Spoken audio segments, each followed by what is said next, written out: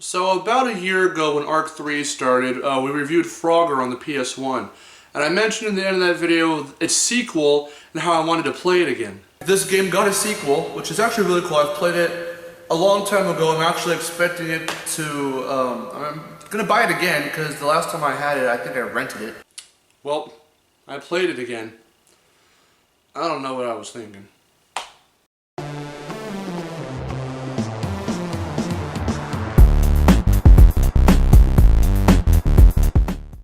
Hey guys, how's it going? Marcelo here. And Weston.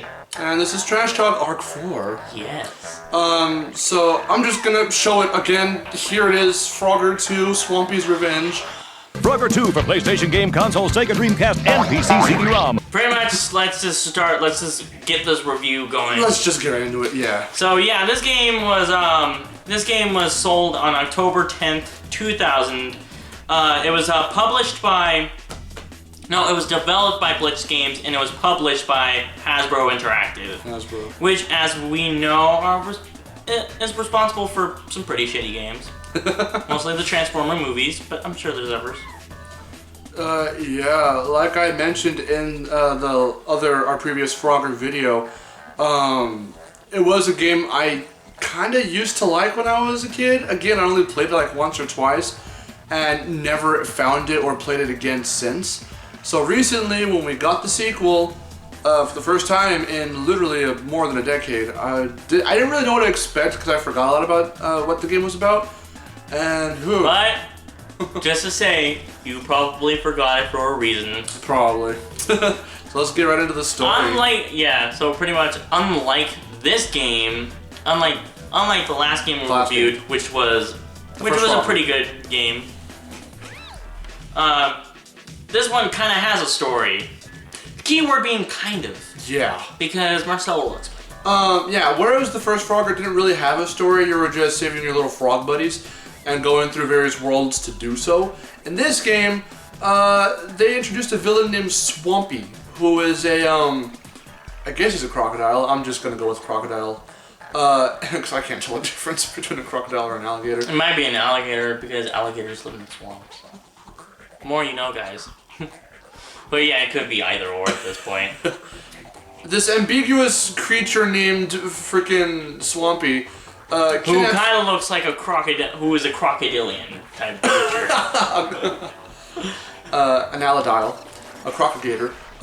He kidnaps the little frog buddies this time around. So now it's up to Frogger and his barely introduced in this game girlfriend to go and save them. Reasons. To go and save them.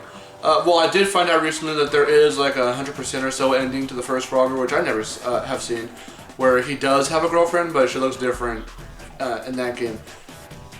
In this game from that game, so it's really weird. Probably his girlfriend dumped him in between games. So we got a new one.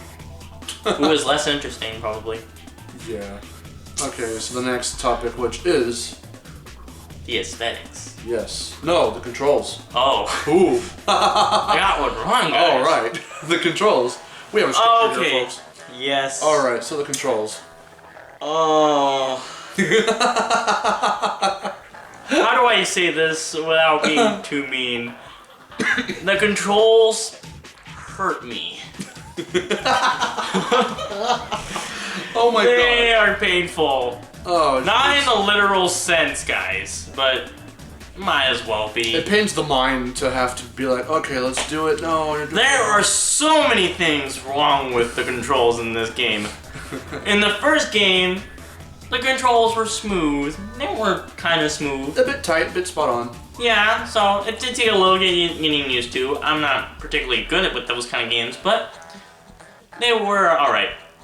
In this game, they're just loose, and they feel really sloppy. And there's just a lot of sloppy control. You can tell one thing that makes a bad game is in the control scheme. Yeah. Because all bad games share this. Well, most bad games share this, especially the very horrendous. Superman 64, Glover, Bubsy, they just have the controls are just wonky and just really funky, which is kind of just weird because the first game had some pretty tight controls. They did take some getting used to. Yeah. But not because they were shit, but because they were just a little bit hard and kind of It's had to just get the used controls. to. You had to get established with the controls. Yeah, in which a lot of good games they do that. Yeah. Because you kind of have to learn their controls. And this one is it's odd. Another thing I want to mention that I had really bad experience with was probably the hit detection. Yes. Because Frogger in this game, holy crap, he does not want to hit crap. Especially with the mine level that we played. Oh jeez. In the mine, we were playing a mining level, and just like we were trying to get onto the cart, even though I made it to the cart, he died. Well, that's not even the hit. Well, it is. It's more of the depth perception.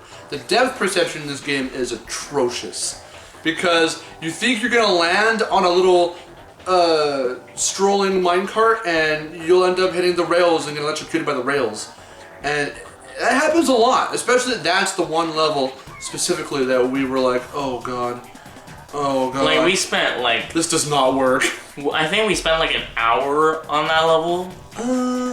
Maybe we spent a long time. Hour, but we spent quite a while on it. Yeah, another bad thing, another telltale sign of a really bad game is when you get stuck on a level for an hour, not because you appreciate how it looks or how it plays and you want to play it over and over again. Challenging, but it's due to bullshit most of the time. It's due to crap like controls. Pretty much. That's. And what then it is. there's his wonky jump, in which, in Frogger 1, it's just his little hop. Yeah. Yeah, it's just like a little boop boop. As we give our visuals, I'll probably put up some visuals here. As Frogger jumps in the first game, it feels natural. It's just more of a natural little frog hop. Frog. In Frogger 2, it's a bit more jagged, a bit more faster paced, where it goes blip, blip, blip, blip, and that's the way he jumps. It's a little disorienting, because that's the way you control the character. He doesn't walk, he doesn't do anything like that. He hops. So that makes sense, he's a frog, whatever. But in the first game it felt nice, whereas in this game it doesn't really. It's a little disorienting. Yeah, so any more about the controls we want to talk about? A little bit. I have a little bit to say. Because Frogger 2 is a little more action-adventure platformer based, you're given a double jump, and that's alright. The double jump itself feels a bit okay. At best, a bit okay. Not like Sly Cooper levels of, oh, it's good, maybe some improvement, but it's good. It just, that's my note. No, it doesn't really work that well. But, I don't know. The controls overall just don't feel as on point as Frogger 1 does. So at the end of the day, the controls are poop. Poop. Yeah. Aesthetics. Oh my god. Poop with a P at the end. Aesthetics. So now it's time for aesthetics. Yeah. Do you want to say a little bit? Yes. Again. No. Just. No. Why? This game just does not look nice. Not really. Not that much. Not as doesn't. good as Frogger 1 looked alright. And yes, we're going to compare this to Frogger 1 because it's a sequel. That's what we'll be doing with a lot of these games in this arc. But Frogger 1, whereas it does still look really dated, like the butterflies don't have any textures, they're just these polygonal little flappy things, but you're supposed to get the butterflies. Because, yeah, you're supposed to get the It's butterflies. simple, but it works. Frogger 2's... That kind of gives an excuse. Well, an excuse I can kind of give it is it was made in the 90s. Yeah. So everything kind of looked like that. So Frogger 1, it wasn't spectacular in the look and how it looked, but it got the job done. It got the job done. It nice was enough. a standard. It was a standard. It looked nice enough to pass. It looked it looked okay. This game, not really. I didn't even see your face. Oh no. the second half of the really crappy games is their look. They don't look appealing and they don't play appealingly. Yeah. And so far this game gets 2 for 2. This game, I always put them on the floor. Right here. It gets 2 for 2 for sucking. Yeah. And then I think I can mention this with the aesthetics because it doesn't really belong in the controls aspect of it. But or should we save it for characters? I'm not sure. The whole enemies thing that I was telling you about. We can just talk about level design Yeah, that goes with the aesthetics as well. Level design is just kind of. It's a little all over the place. It is very all over the place. It's still linear because this is a linear platformer adventure game. Again, whereas Frogger 1's levels were more of get from point A to point B, but not in a platforming sense. You gotta watch out for some obstacles, but the levels were usually a bit short and whatever. Some of them felt a little bit more expensive, but primarily you know where you gotta go when it's not that much of a chore. You just gotta strategize how you're jumping and stuff. Wait, was it Frogger 1 that kind of had like the cloud level? Yeah. Oh, okay, yeah, I remember that one. I remember that one didn't suck so bad, so that might have been... Oh, that's one of my favorite worlds. Yeah, like Frogger 1. That one was... I felt that one was really kind of expensive. Yeah. And that one was kind of a... it was challenging. It wasn't crap. It was challenging. Frogger 2's level design, the layouts of most of these levels, is a bit more Crash Bandicoot-esque, where it's a platformer kind of in the sense. You're going from point A to point B, but you're on a journey. So that makes sense, because Frogger 1, what I'm trying to get at with Frogger 1 is it's more of go from point A to point B, you get a frog, restart your quest. This time, your little adventure there to that area. I'm thinking of the retro levels from Frogger 1. Yeah. You get a frog, start back over, go get a frog. In this one, you're collecting the frogs on your way to progress to the level. That's okay. But again, the layouts are like, the levels themselves are pretty forgettable. They're not really, nothing stands out. It's a desert level, okay. A forest level, okay. The minecart level, That's our main beef, the minecart level. It's so bad. That's the pinnacle of Frogger 2 is bad. From what we've experienced so far, we haven't gotten... That should be called a crap peddler level. It's not a mining level, it's just shoveling crap to and from places. That's why it's so awful. Yeah, we haven't gotten very far in this game. But we don't plan to because it's not that great. There's nothing that entices us to play anymore, unless we want to experience more bad. Unless you want us to really get angry. Which, in that case, we may let's play this in the future, but besides that, I don't have... Yeah, if you want to see us just act like total numbnuts and just get pissed off and just like quit halfway... If we're not... Watch us in a later Let's Play of this. If we even do this. If we're not trying to entertain people with you guys watching us play this, then we're not going to play it because we have nothing... There's no... enticing. We're not enticed to play this. There's no incentive to play it because it's not as good. Speaking of, but we're not done yet. Yeah. Speaking of more crap about this game, the soundtrack. The soundtrack, yes. Not memorable. I was gonna say. What were you gonna say? What soundtrack? Because it's not memorable. Oh, jeez. The only beat that we could possibly remember is the main title screen. What you're listening to right now. Take a listen. And that's about it. You'll probably forget right after watching this video. It's not all that great. Nothing about this music is enticing or catchy. It's obviously, yeah. It's not bad. That's kind of the problem of it. It's not so bad it's good in an entertaining. It's not entertaining bad. Yeah. Nor is it spectacularly good. Like you can remember the Legend of Zelda music or any of the Mario pieces. Mario Galaxy. Hell, again, going back to this decade, Crash, Spyro, they got some really memorable tracks there. Yeah, you can remember their tracks. Those are Frogger good. 2. That's kind of really it. That's probably like the main word to describe this game. And no. It's not really a word. It's more of a sound. Just. Well, no. Here's the word. No. No. Or why. Or why? Why does the hit detection suck? Why is there bad depth perception? Why are there terrible characters? Oh yeah, speaking of the characters.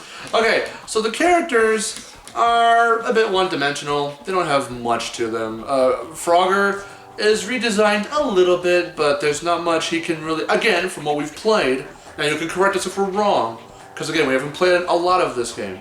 But from what we have seen, Frogger and how he controls... First off, Frogger and how he controls is not that great. Anything new he can do from the first game, I have not seen or experienced, just yet. Him and his girlfriend, because you can play... I think her name is Lily, I think. You can play as her as well in this game, but There's no real difference between the two. Yeah, not really. Not from what we've experienced. And then we have the villain, Swampy. Swampy. Oh, you son of a bitch.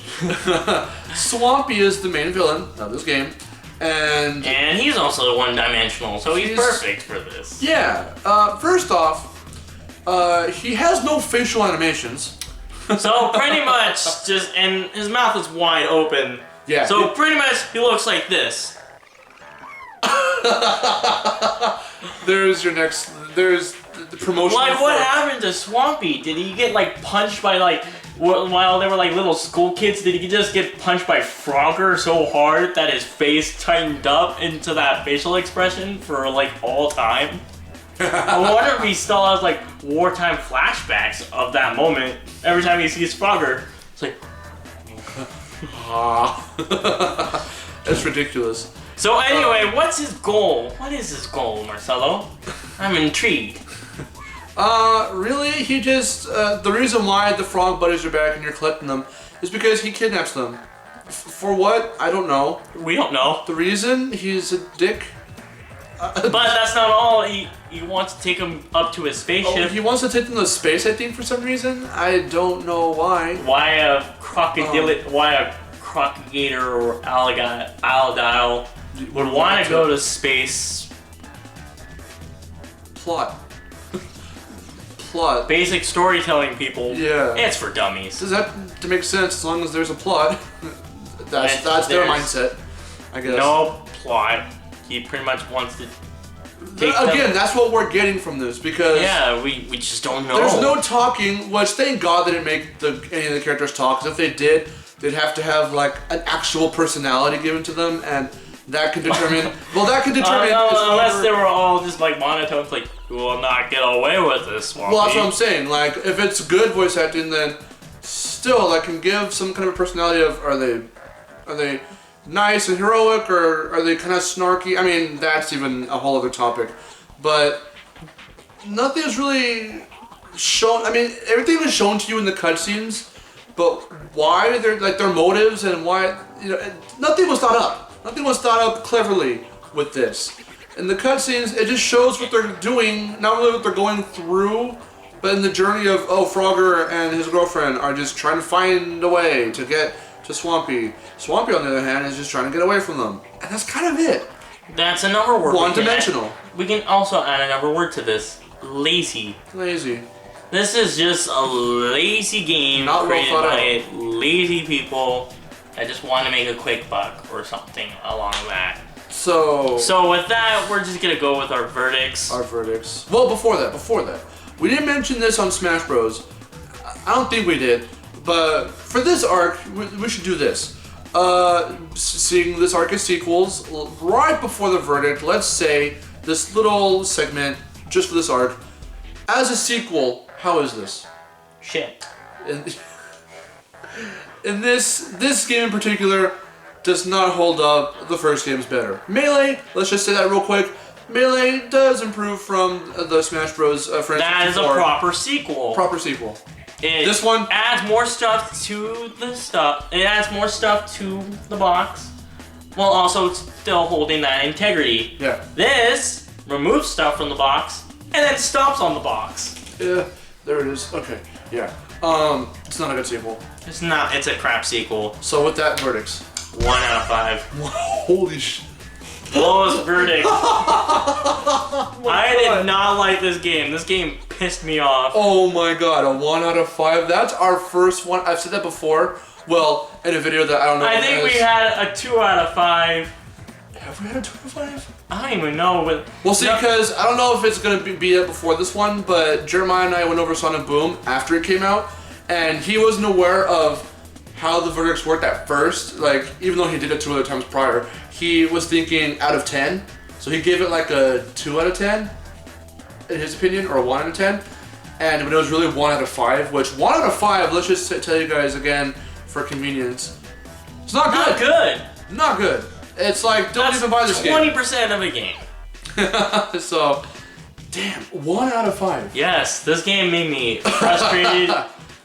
angry, not because not like Frogger 1 did, because I just couldn't get past the challenge because it was just hard and I couldn't get used to the controls. This, however, was just poop. Don't get this game. It was a poop. This was a little pile of poop. I would probably play my own poop Than this poop.